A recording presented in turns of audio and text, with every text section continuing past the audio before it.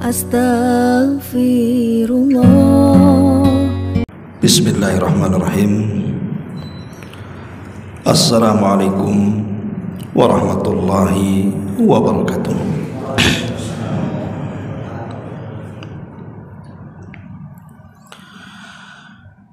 Alhamdulillah wassalatu wassalamu ala rasulillah wa ala alihi wa sahbihi wa mawalah wa la hawla wa la quwwata illa billahi wa ba'du. Alhamdulillah, segala puja dan puji hanya milik Allah subhanahu wa ta'ala.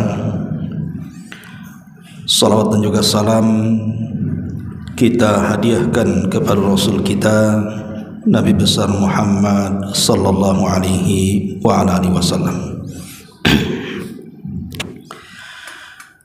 Malam ini kita akan membahas tentang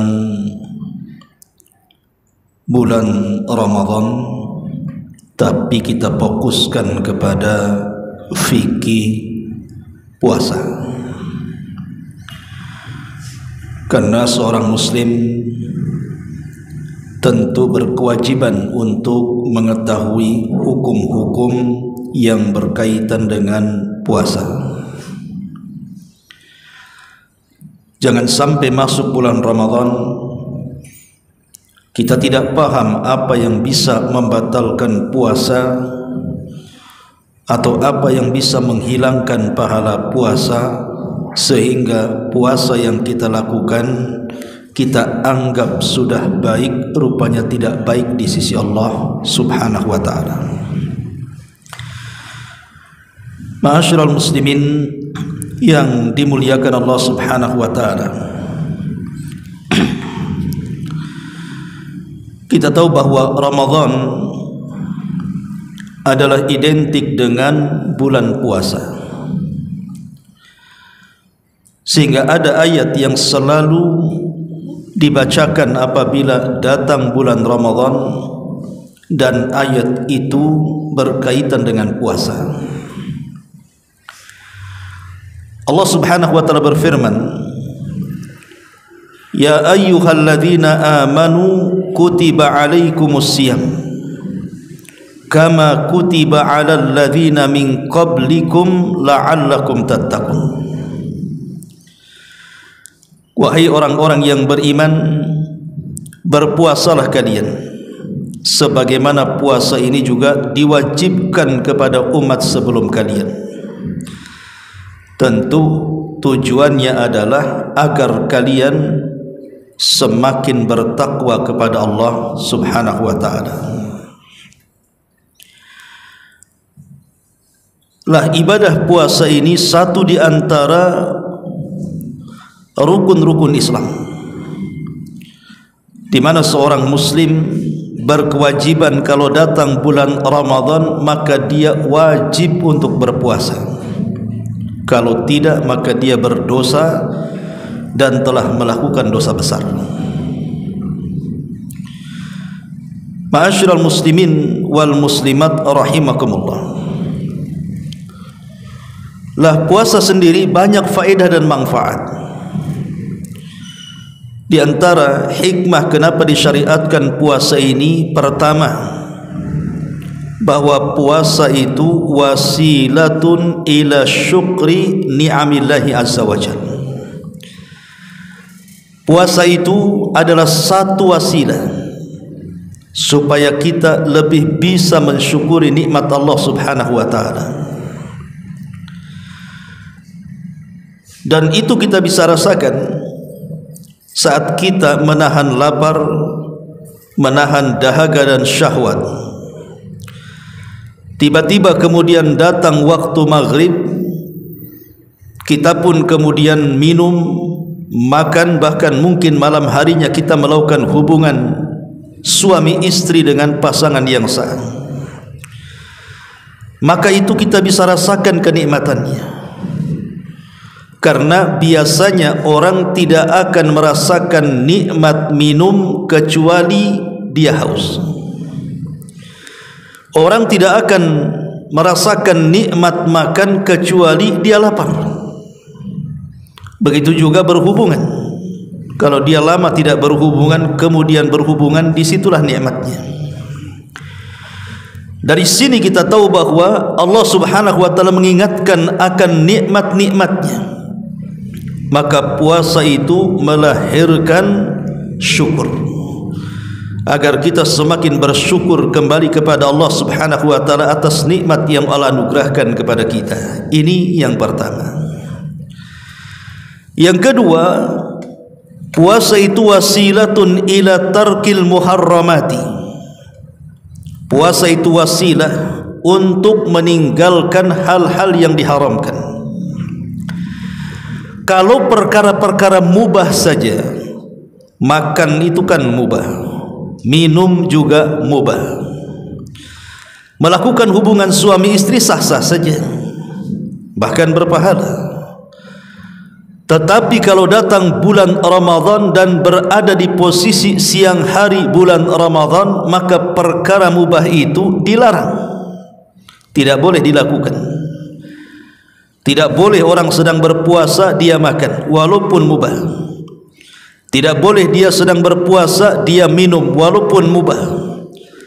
Bahkan melakukan suami istri yang tadinya halal bahkan sedekah menjadi terlarang. Kalau perkara-perkara mubah saja dilarang saat puasa, maka perkara yang diharamkan tentu lebih terlarang lagi. Makanya puasa itu wasilah seseorang itu bisa meninggalkan perkara-perkara yang diharamkan Allah Azza wa Jalla. Ini yang kedua. Yang ketiga, puasa itu anna fi shaumi at-taghallub ala syahwah, bahwa puasa itu bisa menekan syahwat, menekan hawa nafsu. Karena biasanya orang kalau kenyang itu syahwatnya memuncak. Orang kalau kenyang itu syahwatnya memuncak. Tapi kalau dia lapar, maka syahwatnya kemudian menurun. Dan Al-Imam Ibnul Qayyim rahimahullahu ta'ala menyebutkan bahwa syahwat itu kan pangkalnya 5. Pangkal syahwat itu ada 5. Pertama, kemaluan. Yang kedua, perut. Yang ketiga, lisan. Yang keempat, mata. Dan yang terakhir, pergaulan. Inilah puncak daripada syahwat. Pertama, kemaluan. Dari kemaluan inilah muncul syahwat. Akhirnya orang bisa lari ke perzinahan. Makanya Nabi SAW mengatakan kepada anak-anak muda, ya ma'syarasy syabab man istata'a minkumul ba'ah falyatazawwaj fa innahu aghaddu lil basari wa ahsanu lil faraji. Hei anak muda, kalau sanggup untuk menikah jangan ditunda-tunda, menikah segera. Karena dengan menikah itu bisa lebih menundukkan pandangan dan menjaga kemaluannya. Tapi kata Nabi SAW, faman lam tastati', kalau kamu tidak bisa, tidak sanggup untuk menikah, fa'alaihi bis-saumi, maka berpuasalah. Fa innahu lahu wija, karena dalam puasa itu terdapat benteng yang bisa menghalangi kita dengan syahwat. Ini yang pertama, puasa itu bisa mengalahkan syahwat kemaluan. Yang kedua, perut. Perut ini identik dengan makan dan minum. Orang berpuasa tidak makan. Orang yang berpuasa tidak akan minum, sehingga syahwat dan makan dan minum itu terhilangkan dengan puasa. Karena terkadang kalau tidak puasa, yang namanya perut ini maunya makan saja. Sampai warung-warung yang paling nyelempit, yang penting enak saja tahu dia. Tuh di sana tuh jam sekian buka, lewat jam sekian tutup, ayo kita ke sana. Kalau sampai sana kemudian tiba-tiba habis, aduh, itu nyeselnya seminggu tuh. Itulah syahwat terkadang. Makanya dengan puasa menekan syahwat perut itu. Kemudian yang ketiga, mata. Tidur. Tidur itu bagian dorongan syahwat. Makanya orang tidur itu tidak tahu dia berapa jam dia tidur, sehingga luput banyak kebaikan yang harusnya dikerjakan lewat karena tidur. Tapi dengan puasa, biasanya orang lapar itu susah tidur, ikhwan. Orang lapar kan susah tidur.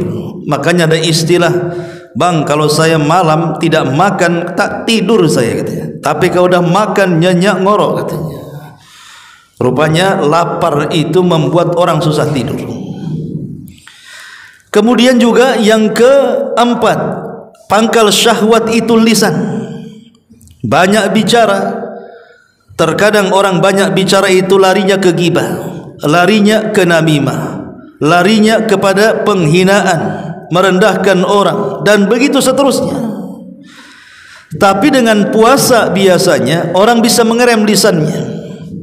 Karena orang yang banyak bicara saat puasa itu biasanya haus, sehingga sekali-kali ngumpulin ludah telan lagi, kumpulin ludah telan lagi, kan begitu. Namanya orang haus, ngelak dia. Makanya biasanya khusus ibu-ibu tuh, kalau di luar Ramadan dia bisa gibah 3 jam, Ramadan setengah jam saja enggak tahan itu, karena haus biasanya. Artinya bahwa syahwat lisan bisa ditekan dengan puasa, termasuk juga pergaulan, mukhalathatun nas.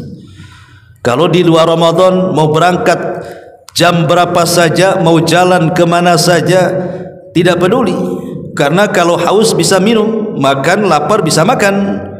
Tapi kalau puasa, diajak siang-siang keluar, terik matahari di siang bolong, mikir dia, ndak maulah, kok aja jalan sendiri sana.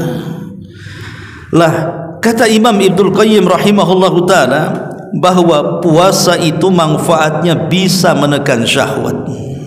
Ini yang ketiga. Yang keempat, bahwa puasa itu mujibun lirrahmati wal atfi alal masakin. Puasa ini bisa menjadikan hati seseorang itu semakin peka lagi, khususnya kepada orang-orang fakir dan orang-orang miskin.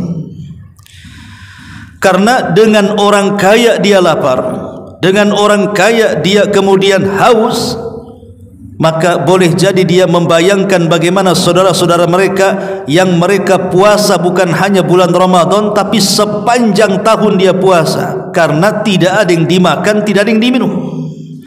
Maka lahirlah kemudian kepekaan sosial. Ini yang kelima. Yang keempat, yang kelima, puasa juga qahrun lisyaitan, bisa menghilangkan atau mengalahkan gangguan daripada gangguan waswas syaitan. Kenapa? Setan itu kan masuk ke tubuh kita lewat jalan darah, ikhwan. Kalau kita sedang berpuasa, maka jalan darah kita itu semakin melemah. Dan ini salah satu bagian daripada melemahkan jalannya setan dalam tubuh kita. Apalagi tadi, dengan puasa kita bisa mengalahkan syahwat. Secara otomatis kemudian setan akan sulit menguasai kita. Oleh karena itulah maka puasa ini salah satu hikmahnya adalah qahrun lisyaitan. Kemudian juga yang keenam, bahwa puasa ini yudarribu nafsahu ala muraqabatillah. Orang yang berpuasa hakikatnya membiasakan diri untuk muraqabah, merasa diawasi Allah. Umpamanya kalau kita berada di sebuah ruangan tertutup atau di rumah sendirian, di kulkas itu macam-macam jus ada, macam-macam makanan ada, di toples macam-macam kacang numpuk. Tapi kalau dia sedang berpuasa, saya yakin tidak akan disentuh toples itu, tidak akan dibuka tuh kulkas itu. Kenapa? Memang tidak ada yang melihat dia, tapi ada yang mengawasi dia, Allah subhanahu wa ta'ala. Terlatihlah menjadi orang yang muraqabah. Kemudian juga puasa juga Yudharrib nafsahu ala ikhlasi lillahi azza wajal, melatih untuk menjadi hamba-hamba Allah yang ikhlas. Karena satu-satunya ibadah yang bersifat rahasia antar kita dengan Allah itu hanya puasa. Kalau solat nampak orangnya, kalau sedekah nampak hartanya, kalau haji apalagi yang ngantar satu kecamatan dia, macam mana tak tampak. Tapi kalau puasa, macam mana gerakan puasa? Tahu kalau dia sedang puasa, tahu Ustaz gerakannya dari gerakannya. Macam mana gerakannya tuh? Kalau kena angin mereng kayaknya lemas dia. Bukan, bisa saja dia lagi mabuk. Oh, ada ciri-cirinya, nampak bibirnya kering, pecah-pecah tuh. Oh, itu lagi panas dalam itu. Atau mungkin suka ngeludah gerakannya, boleh jadi sariawan. Jadi tidak bisa dideteksi orang yang berpuasa itu, orang ini sedang puasa atau tidak. Tidak ada yang tahu, karena puasa itu ibadah sir rahasia. Yang tahu hanya si pelaku dengan Allah subhanahu wa ta'ala. Kecuali kalau dia ngomong, afwan selagi puasa. Tapi kalau dia tidak bicara, maka tidak ada yang tahu dia sedang berpuasa. Makanya satu-satu ibadah yang sulit kemasukan riya dan tidak bisa dinilai manusia hanyalah puasa.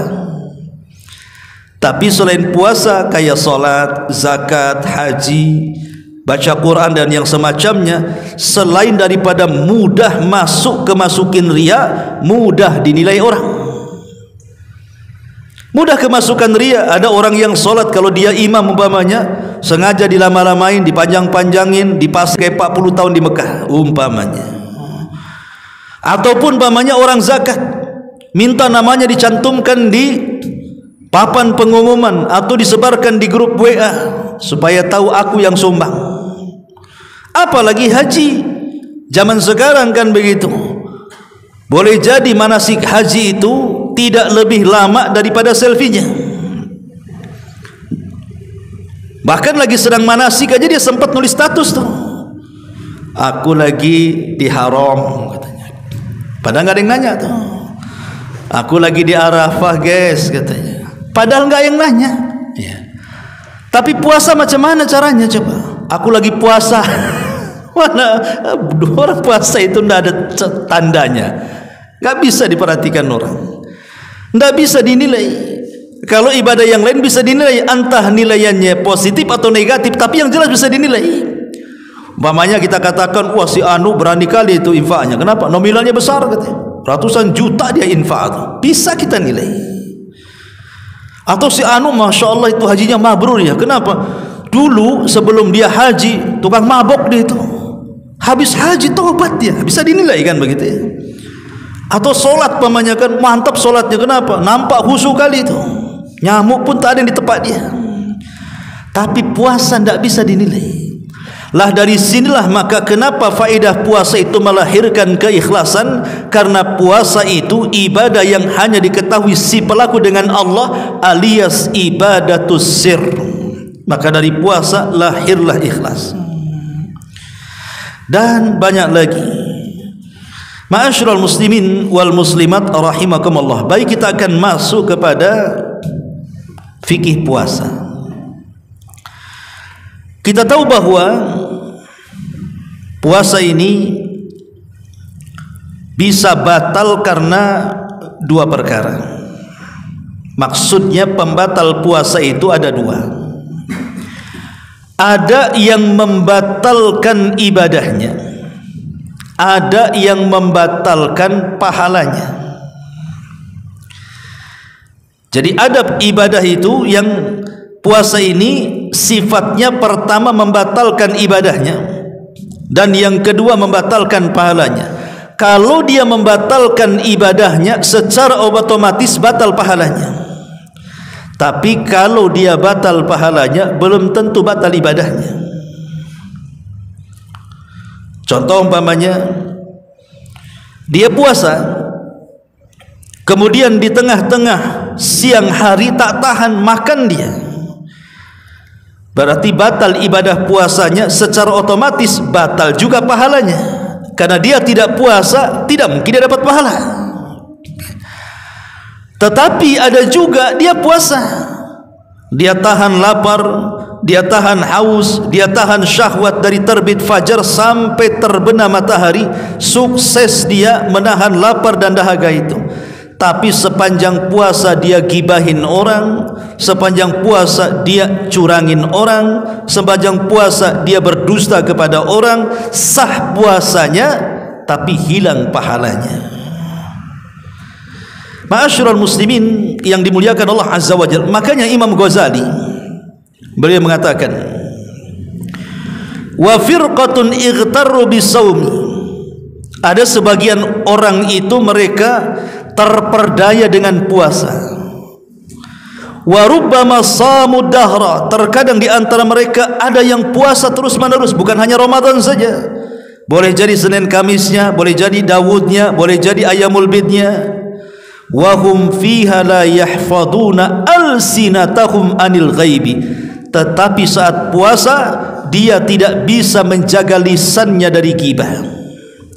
Wa butunahum anil harami indal iftar, atau boleh jadi selamat dia dari ghibah, selamat dia dari dusta, selamat dari dosa-dosa lisannya, tapi saat dia berbuka, uang untuk membeli bukaan itu hasil korupsi, uang untuk membeli bukaan itu hasil curang dagang dengan mengurang-urang takaran, mengurang-urang timbangan, mengurang-urang meteran, atau curang dalam dagang.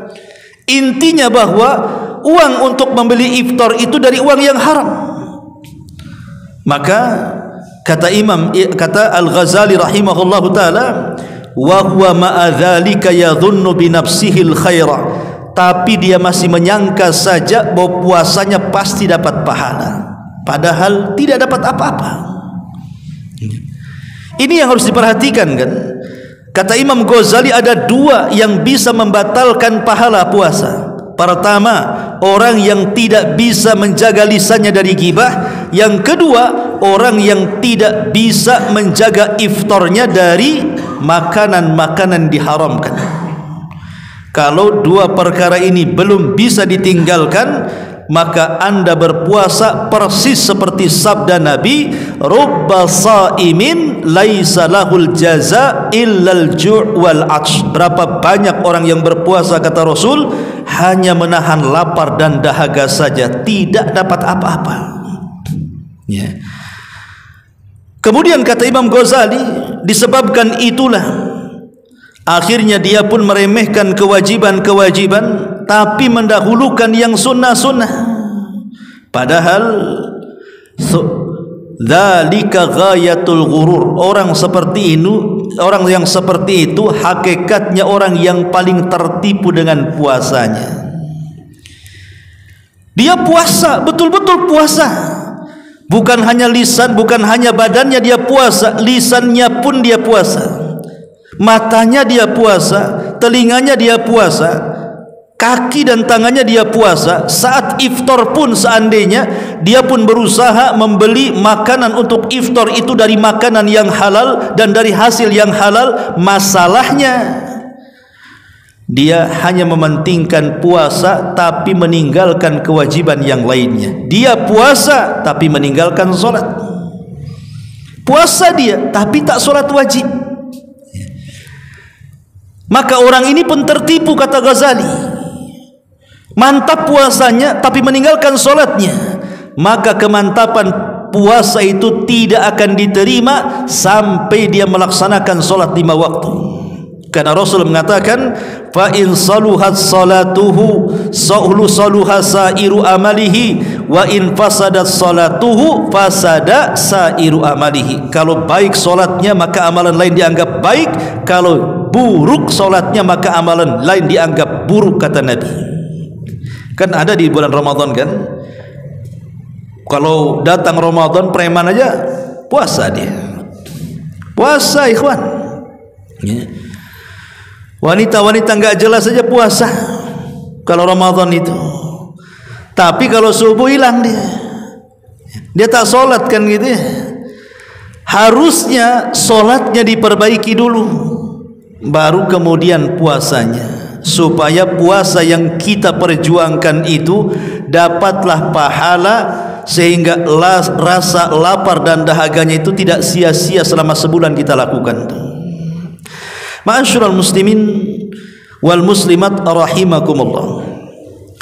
Adapun kalau bicara tentang rukun-rukun puasa, wajib-wajib puasa, pembatal-pembatal puasa, apa saja rukunnya, apa saja wajibnya, dan apa pembatalnya.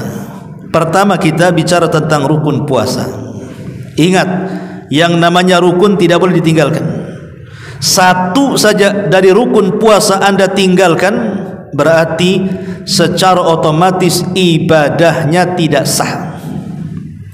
Pertama, an-niyatu, harus disertakan niat. Nabi SAW mengatakan, man lam yubayyiti siyam fala siyama lahu. Siapa yang malam hari dia tidak niat puasa Ramadan, maka siang hari tidak dianggap puasa Ramadannya. Jadi khusus puasa wajib harus niat malam harinya. Tapi kalau puasa sunnah boleh menggunakan niat dadakan. Umpamanya kita ini mau makan pagi-pagi, istri pula tak masak. Kemudian ditanya, "Dek, masak?" "Tak ada, Bang." "Tak ada yang dimasak pun?" "Ya sudahlah, kalau gitu abang puasa saja." Boleh, boleh kalau puasa sunnah. Kalau puasa wajib tak boleh.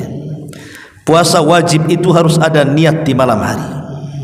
Ini yang pertama. Yang kedua, rukun yang kedua al-imsak, menahan diri. Kapan? Ketika seseorang berpuasa, maka dia harus menahan diri dari semua yang bisa membatalkan puasanya. Dari terbit fajar sampai terbenam matahari, tahan dia.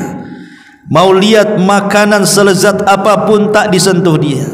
Mau lihat es doger seenak apapun tak diminum dia. Dia berusaha untuk tahan, untuk menahan diri. Kalau orang bisa menahan diri dari terbit fajar sampai terbenam matahari, yang disebut dengan al-imsak, maka itulah akan menjadikan puasanya sah. Dan yang ketiga, al-aqdu al-mulzimu bainal abdi wa rabbi, adanya ikatan kuat antara hamba dengan Rabbnya. Ini memperkuat bagian daripada niat. Taib, ini rukun puasa. Sekarang masuk pada syarat wajibnya puasa. Kapan seseorang itu sudah boleh diwajibkan puasa, kapan seseorang itu belum diwajibkan puasa? Pertama, dia seorang muslim. Kalau dia muslim, puasa. Yang kedua, muslim yang seperti apa? Al-bulugh, sudah sampai akil balik. Kalau sudah balik, wajib puasa. Cukuplah sampai akil balik? Tidak cukup, harus ada yang ketiganya, al-aql. Dia punya akal, dia tidak gila. Maka kalau dia tidak gila, dia waras, puasa. Wajib bagi dia puasa. Kemudian yang keempat, at-taharah, tentunya bagi wanita, suci dari haid dan nifas. Sebab kalau lagi haid dan nifas, seorang wanita tidak wajib puasa. Kemudian yang kelima, al-qudratu ala ada'i siyam, dia sanggup melaksanakan puasa, tidak ada udzur syar'i, tidak ada sakit, tidak ada safar, memang dia sanggup untuk menjalankan puasanya. Dan yang terakhir, al-iqamah, dia harus mukim, bukan sedang safar. Ini disebut syarat wajib kapan orang itu berpuasa. Pertama, muslim. Jadi kalau ada di bulan Ramadan, ikhwan, kok tiba-tiba dia makan sembarangan, dia minum sembarangan, jangan antum salahkan dulu dia. Boleh jadi dia bukan muslim, karena selain daripada orang muslim tidak wajib puasa. Jadi kalau ada orang yang minum, ada orang makan siang bolong Ramadan, kita katakan mungkin dia bukan muslim, Pak Ustaz.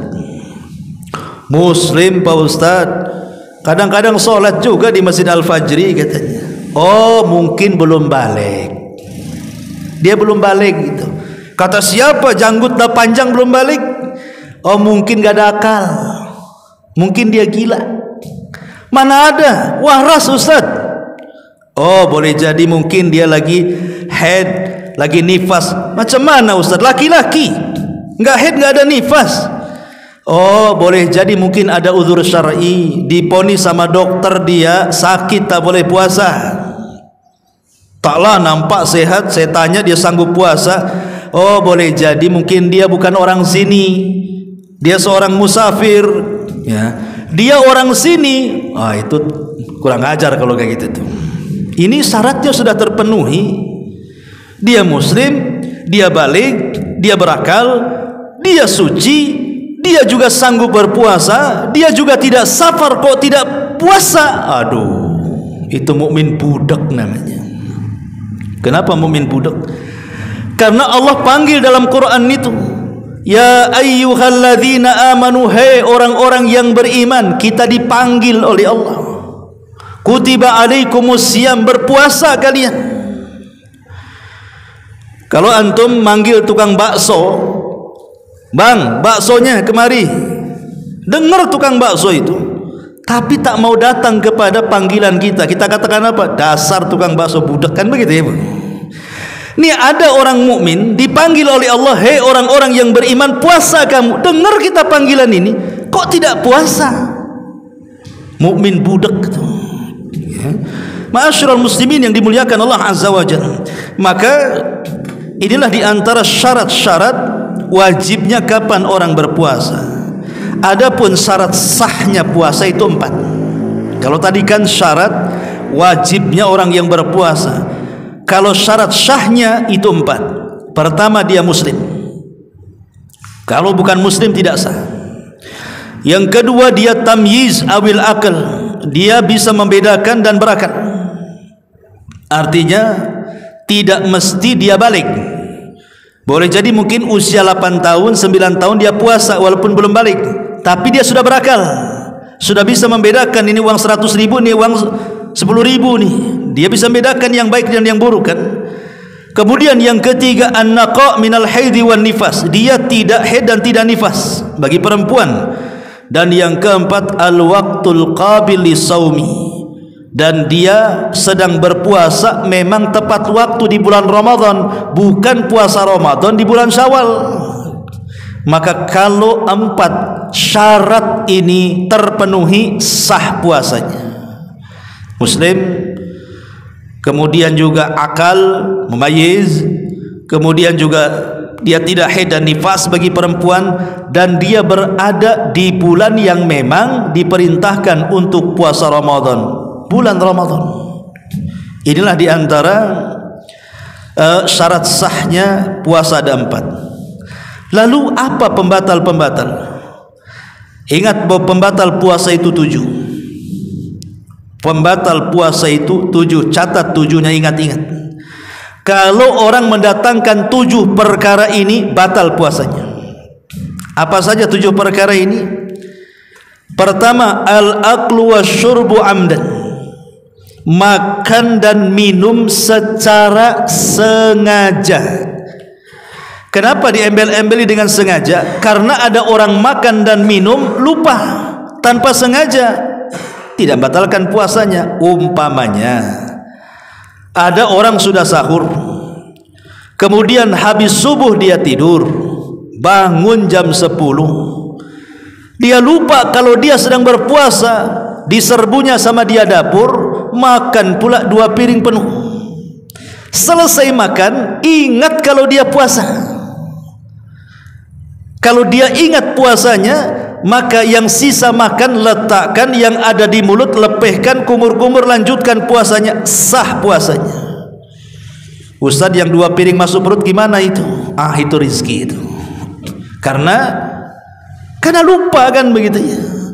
Kalau lupa tidak batal puasanya.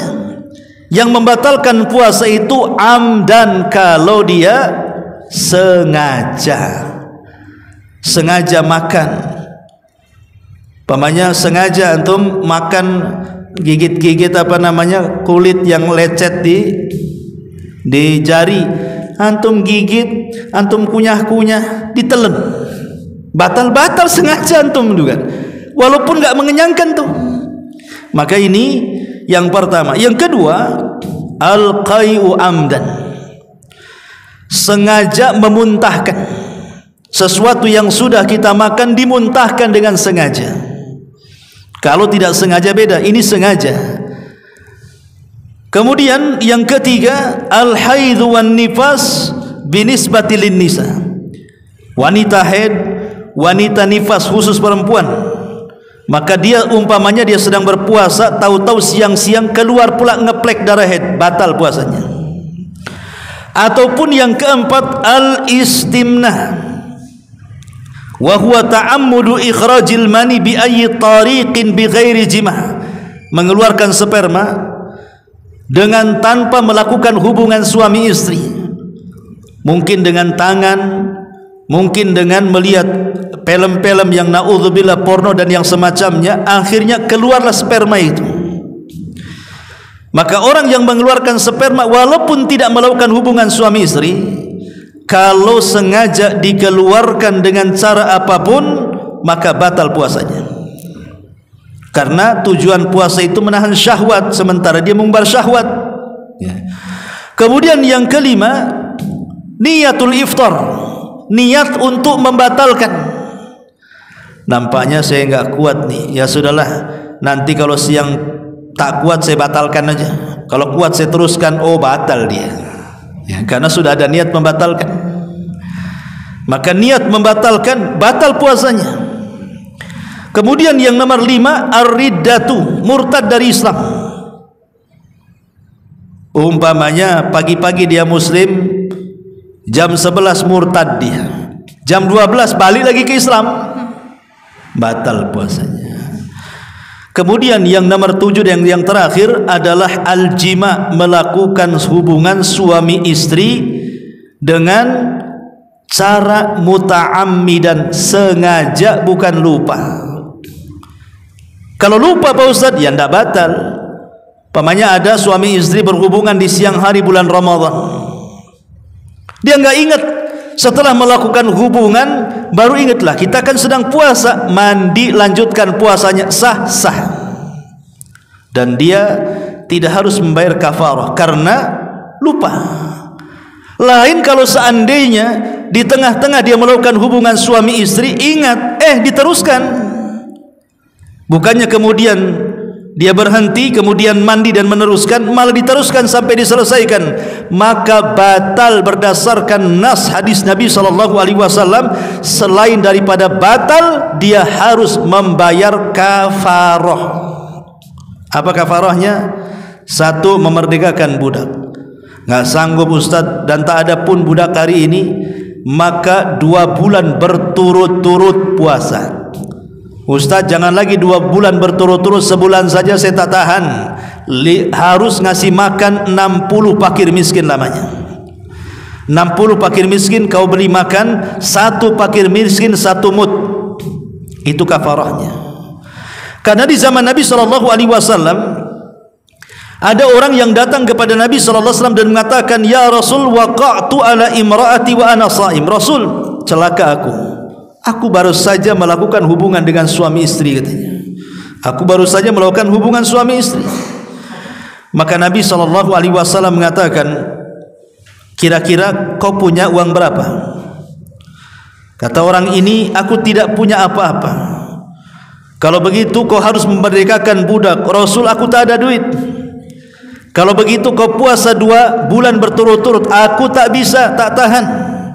Kalau begitu kau kasih makan 60 fakir miskin, apalagi? Maka Rasul mengatakan, kau tak sanggup melakukan 3-tiganya? Kata orang ini, dari mana ya Rasul uang yang aku keluarkan untuk itu? Maka Rasul membawa 1 kresek kurma dan dikatakan, kalau begitu nih, saya kasih untuk membayar kafarah, kasih makan orang miskin di desamu. Orang ini mengatakan, Rasul, masalahnya tidak ada orang yang di desa yang paling miskin kecuali saya, katanya. Kata Rasul, ya sudah kalau gitu ambil makan oleh kamu dan oleh keluargamu. Dah miskin tahu miskin, ngelanggar pula kan, kurang ajar. Tapi begitulah elastisnya ajaran Islam kan. Elastisnya ajaran Islam. Ajaran Islam itu tidak kaku. Islam itu tidak kaku, kita yang kaku. Ya, Rasul kan tidak kaku. Ya sudah, ambil saja katanya kan. Lah inilah 7 perkara yang disebutkan para ulama pembatal-pembatal puasa yang disepakati. Ya. Dengan ringkas, pertama, makan dan minum secara sengaja. Yang kedua, muntah secara sengaja. Yang ketiga, mengeluarkan darah haid dan nifas khusus wanita.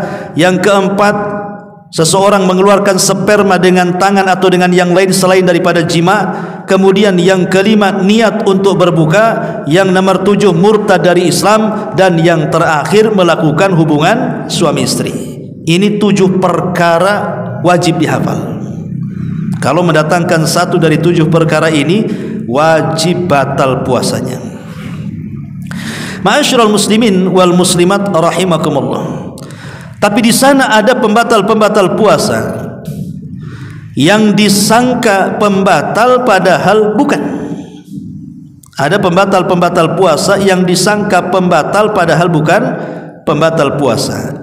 Contohnya umpamanya, 1, mencicipi makanan.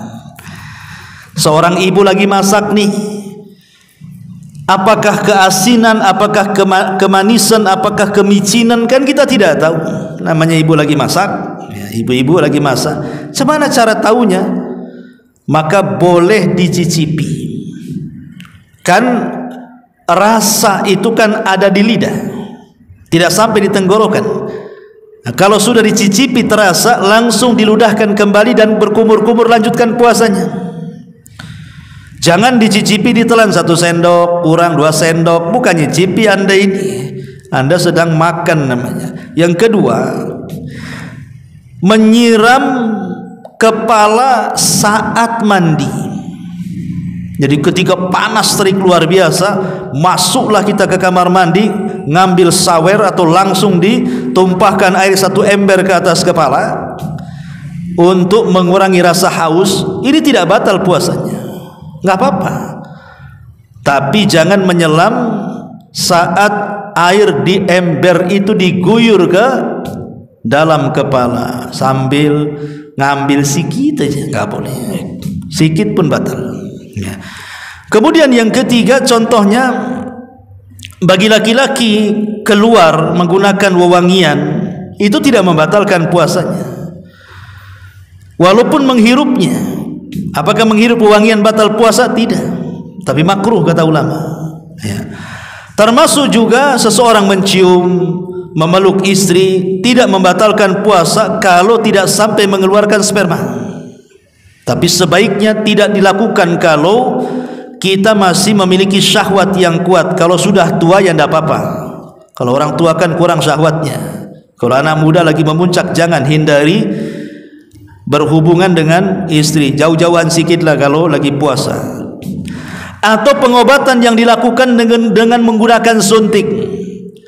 Kalau tujuannya untuk umpamanya hanya sekedar mengobati, kayak zaman dulu kan biasanya kalau datang ke mantri main suntik. Zaman dulu itu jarang main obat, sekarang main obat.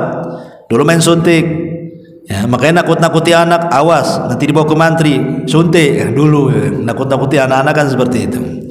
Kalau sekarang mana ada, sikit ya orang nyuntik itu, rata-rata kasih obat banyak-banyak 10 langsung makan gitu ya zaman sekarang ini.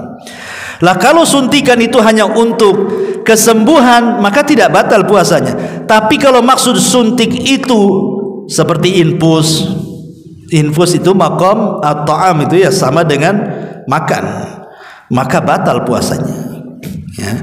Kemudian juga seseorang kemudian menelan ludah, dikumpul-kumpul ludah sudah setengah gelas, telan kan itu. Kumpulin lagi udah setengah gelas, telan ya. Selama masih dalam mulut dan tidak keluar mulut, tidak batal puasanya. Lain kalau antum kumpulin di gelas, ludah cepluk ke gelas, udah penuh antum minum, batal puasanya. Maksudnya ludah yang ada dalam mulut Itu tidak ada masalah, mau sebanyak mungkin dikumpulkan ditelan pun nggak ada ngaruhnya sebenarnya. Nelan ludah itu sama dengan minum air lautan, itu tidak menghilangkan rasa haus sebenarnya. Cuman itu acting lagi puasa aja. Jadi itu tidak batal puasanya.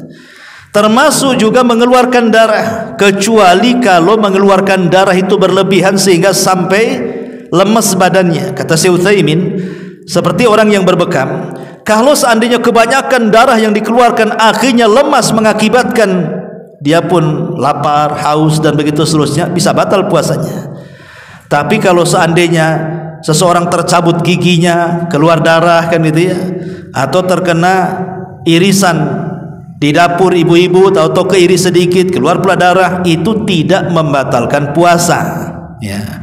Termasuk juga muntah bukan karena keinginan, bukan karena sengaja, tahu-tahu mau muntah saja karena kena mah umpamanya, maka itu tidak batal puasanya. Jadi intinya bahwa ada perkara-perkara yang membatalkan, ada perkara-perkara yang tidak membatalkan. Dari yang membatalkan saja ada yang wajib qadha saja, ada yang wajib qadha plus kafarah.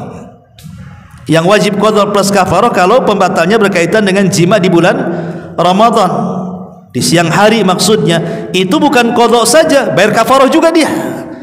Tapi selain daripada itu, dari 6 pembatal tadi cukup qadha, tidak ada perintah kafarah. Ma'asyiral muslimin wal muslimat rahimakumullah. Adapun keringanan-keringanan bagi orang yang berpuasa, ketika dia tidak berpuasa cukup membayar fidyah saja, itu hanya kepada 2 kelompok saja. Kalau orang ini tidak puasa, maka tidak ada kewajiban qadha, yang ada bayar fidyah saja.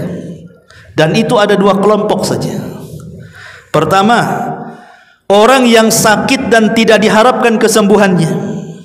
Kata dokter jangan puasa, kalau kau puasa mati. Maka kalau dia punya penyakit dan tidak diharapkan kesembuhannya, dan ada fatwa dokter tidak boleh dia puasa, maka kalau datang bulan Ramadan tidak perlu puasa, cukup bayar fidyah saja. Kelompok yang kedua, kakek-kakek, nenek-nenek yang sudah tua renta, pikun dan tidak sanggup puasa. Maknanya kalau dia sanggup puasa dan tidak pikun, tetap wajib puasa. Karena ada nenek-nenek pun yang usianya 6-70 tahun masih sanggup kan begitu ya. Ini maksudnya nenek-nenek dan kakek-kakek itu yang sudah tua tak sanggup lagi puasa, apalagi pikun. Dibilang makan nggak makan, dibilang nggak makan makan pula. Itulah orang pikun. Maka orang seperti ini cukup bayar fidyah saja. Adapun yang 4 kelompok, menurut pendapat yang kuat wallahu alam, tidak boleh bayar fidyah. 1, musafir, dia batalkan puasanya, qadha, tak ada fidyah.